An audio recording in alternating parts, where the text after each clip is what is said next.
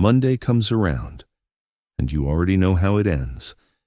You've been here before. The plan, the reset.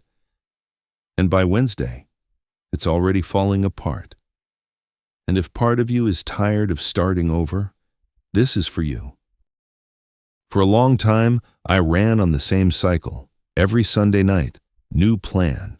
Workouts, meals, early mornings, the whole thing. It looked exactly like the life I wanted. By Tuesday, it was already falling apart. One missed morning, one skipped workout. And somehow, that one thing would unravel everything else. I kept telling myself the same thing. I just need to try harder next week. It took me longer than I'd like to admit to realize trying harder wasn't the problem. The problem was what I was doing between Mondays. Here's what nobody tells you about fresh starts. A fresh start feels good, but a feeling isn't a system. When you rely on Monday to reset everything, you're putting the entire weight of your week on one single moment, and one moment can't hold that much.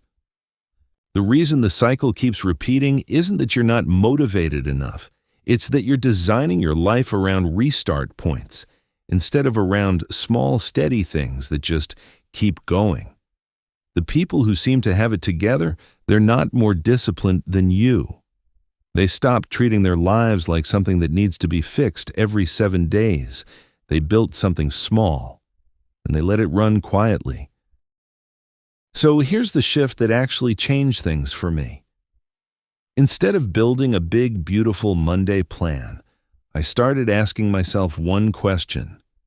What is the smallest thing I could do today that I would actually do again tomorrow? Not the most impressive thing.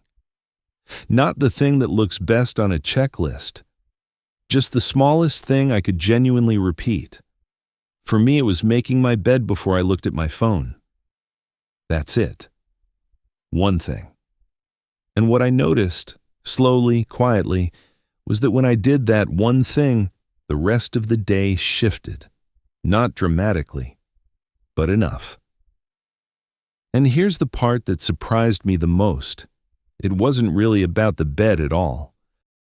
That's what I mean by a foundation, not a system, not a plan. Just one thing small enough to survive a bad day. For you, it might be the bed, or a glass of water before coffee. Maybe it's writing down 3 things you need to do today. Maybe it's putting your phone across the room at night, something small, something you could do even on your worst day. And that's the whole point. Your brain doesn't need a dramatic overhaul. It just needs proof, the kind that's small and repeated, that you're actually capable of following through. And once you give it that proof, even in the smallest way, something shifts. The bar gets cleared. And when a bar gets cleared once, it's easier to clear it again. That's how a life that feels steady gets built. Not all at once, but from one small thing, done again and again. The version of your life you're trying to get to, the one that feels calm and clear and genuinely yours, it's not built on a Monday. It's built in the small moments that you barely notice. The morning you do the one thing, even though you're tired.